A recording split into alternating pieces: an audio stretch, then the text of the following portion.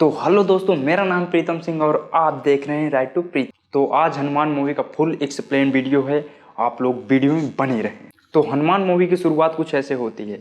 एक लड़का होता है जो कि बहुत ही ज़्यादा पावरफुल बनना चाहता है। उसके बचपन से एक ही सोच रहती है, वो बहुत ही सुपर पावर प्राप्त करना चाहता है।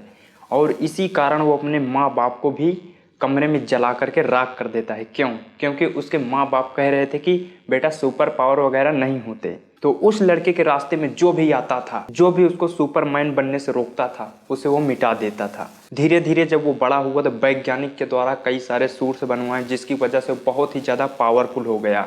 और उसके बाद वो धीरे धीरे पूरे संसार में जाना जाने लगा कि ये बहुत ही ज़्यादा पावरफुल है और सुपरमैन है जो कि लोगों को बचाता है। बैंक में कई सारे चोर चोरियां कर रहे होते हैं तो उन पैसों को बचाता है और पूरे संसार में सुपरमैन की तरह ये फेमस हो जाता है। लेकिन जितनी भी इसके पास सुपर पावर्स थी उससे संतुष्ट नहीं था। ये चाहता था कि कुछ ऐसी पावर्स हो जो मेरे अंदर हों, ना कि कोई सूट्स में। तो ये ऐसी पावर को खोजने के लिए बहुत ही ज्यादा कार्य करने लगता है और धीरे धीरे और ये सुपर पावर को खोजता रहता है धीरे धीरे। वहीं दूसरी ओर एक हनुमंत नाम का लड़का होता है जो कि अंजनाद्रि गांव में ये लोग रहते हैं और उस गांव में पैदा हुए होते हैं हमारे हनुमान जी। तो यहाँ से कहानी कुछ ऐसे स्टार्ट होती है। तो हनुमंत नाम का जो लड़का होता है बहुत ही ज्यादा मतलब कि कोई भी कार्य नहीं करता, एकदम बेवकूफों जैसे घूमता रहता है, चोरियां वगैरह करता है। और वो एक अनाथ होता है, बस उसकी एक बड़ी बहन होती है।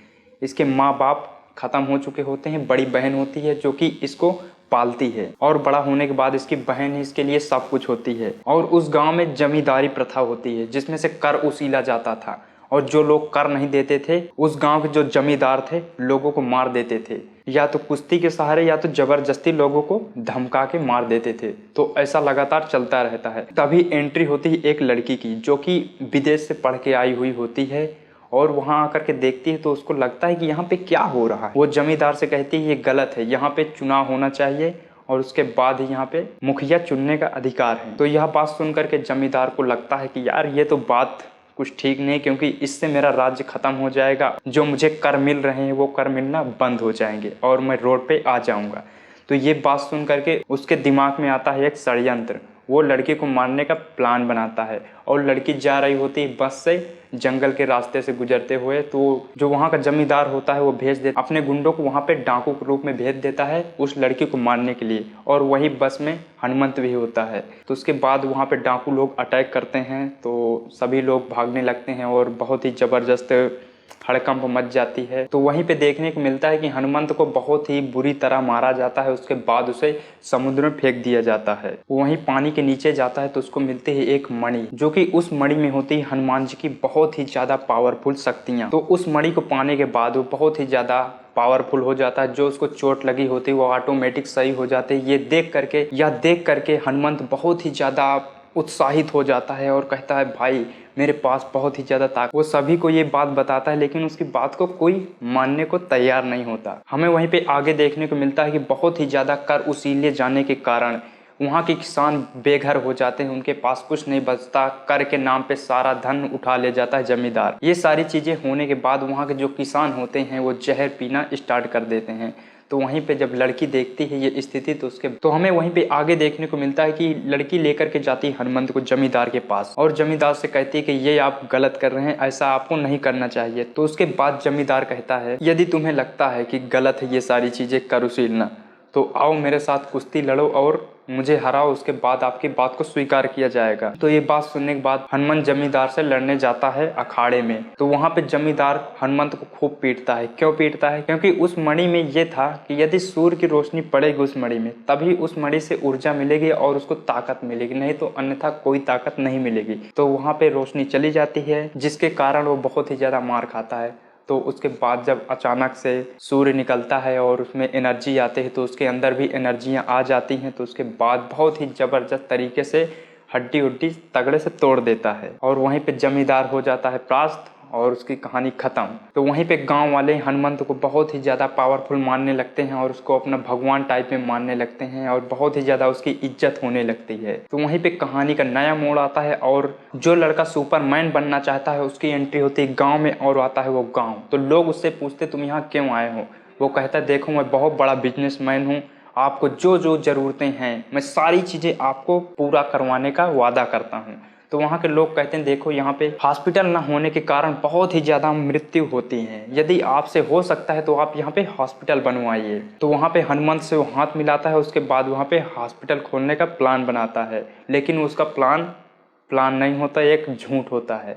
तो वहीं पे हमें आगे देखने को मिलता है कि उस जो सुपरमैन बनना चाहता था वो हनुमंत की शक्तियों को किसी भी तरह जानना चाहता था कि ये कहाँ से प्राप्त होती हैं। तो उसको जानने के लिए जेसीबी से एक पत्थर को उठा लिया जाता है, जिससे उसके बाद अचानक से छोड़ दिया जाता है। तो हनुमंत अपनी शक्तियों का प्रयोग करता है, लेकिन वहाँ पे वो बिल्कुल नहीं जान पाता है कि इसकी शक्तियाँ किस प्रकार आती हैं, और वहाँ से निराश होकर के चला जाता है जो बनना चाहता था सुपरमैन। तो वहीं हमें आगे देखने को मिलता है कि हनुमंत को किडनैप कर लेते हैं वो लोग और उससे ज़बरदस्ती शक्तियाँ का राज पूछना चाहते हैं, लेकिन उन्हें नहीं पता चलता। और वहीं पे मणि रखी होती है और अचानक से उसकी आंख में रोशनी जाती है, उसके बाद उसको बहुत ही ज़्यादा शक्तियाँ मिल जाती हैं और वहाँ पे तोड़ फोड़ करके हनुमंत वहाँ से चला जाता है। उसके बाद वहाँ पे जो लड़का होता है जो सुपरमैन बनना चाहता था, उसको पता चल जाता है कि सारी शक्तियाँ इस मणि में हैं। तो उसको प्राप्त करने के लिए बहुत ही ज़्यादा प्रयास कर हनुमंत अपने घर चला आता है और उसकी बहन की हो रही होती है शादी। तो शादी में बिघुन डालने के लिए आ जाता है, जिसको पाना होता है बहुत ही ज़्यादा सख्त। हनुमंत की बहन से कहता है, जो होता है विलन, कहता है कि तुम्हारा भाई चोर है, और गांव वालों के सामने दिखाता है कि ये देखो ये मेरा एक सामान उठा लाया है, ये मेरे घर गया था, कुछ इस प्रकार ऐसा होता है। उसके बाद वो कहता है कि इसमें बहुत ही ज़्यादा मेरे कीमती, जो कि मेरे पूर्वजों द्वारा मुझे दिया गया था, वो इसमें सामान था, लेकिन इसमें नहीं है। तो वहीं पे हनुमंत एक कांच का टुकड़ा होता है जो कि दे देता है, और उसके बाद वो विलन जो होता है वो सूर्य की तरफ देखता है, उसके बाद उसकी आंखें फ्यूज हो जाती हैं क्योंकि वो कांच होता है ना कि नागमणि। तो उसके बाद वहीं पे होती है ज़बरदस्त फाइट सीन, और उसकी बहन को लग जाती है गोली और उसकी बहन जाती है मर। हनुमंत बहुत ही ज़्यादा निराश हो जाता है। उसके बाद वो अपनी मणि को फेंक देता है जंगल में, और उसके बाद बहुत ही ज़्यादा शांत हो जाता है, एकदम निराश हो जाता है, एकदम मतलब सोचता है कि अब मैं कुछ ना करूं। तो वहीं पे दूसरी ओर विलन इतना ज़्यादा प्रकोप करता है कि आप समझ नहीं सकते हैं कि विलन एडवांस सूट पहन करके और नए टेक्नोलॉजी को इस्तेमाल करके पूरे गांव में एक वायरस फैला देता है, जिसकी वजह से पूरे गांव में एकदम सनसनी फैल जाती है।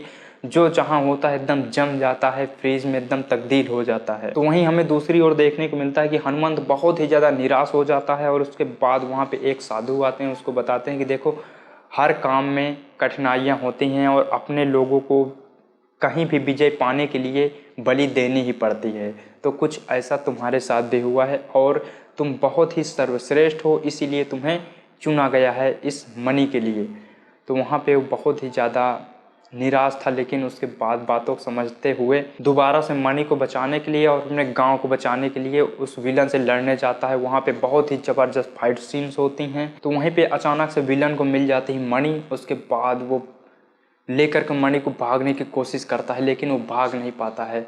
हनुमंत के अंदर आ जाती हैं बहुत सारी पावर्स। उसके बाद वो गदा से लेकर के हेलीकॉप्टर में प्रहार करता है और हेलीकॉप्टर का हो जाता है भस्म। उसके बाद हमें आगे के पार्ट में देखने को मिलता है कि जो मणि होती है वो चूर चूर हो जाती है, और उसके अंदर की जो सारी शक्तियाँ होती हैं वो हनुमंत के अंदर विराजमान हो जाती हैं। और हमें देखने को मिलता है कि उस मणि के फूटने के कारण जितने भी असुर होते हैं वो सब जागृत हो जाते हैं, और हमारे प्रभु हनुमान जी भी अपनी निंद्रा से उठ करके आते हैं और हनुमंत से मिलते हैं। यहीं पे मूवी का अंत हो जाता है, और जो इसका पार्ट 2 आने वाला है वो आने वाला है 2025 में। तो इसके लिए आप इंतजार करें। तो इसके डायरेक्टर हैं प्रशांत वर्मा जी, जो कि बहुत ही ज़्यादा अच्छा आइडिया लेकर आए हैं और हमें इस प्रकार की मूवी प्रदान किए हैं।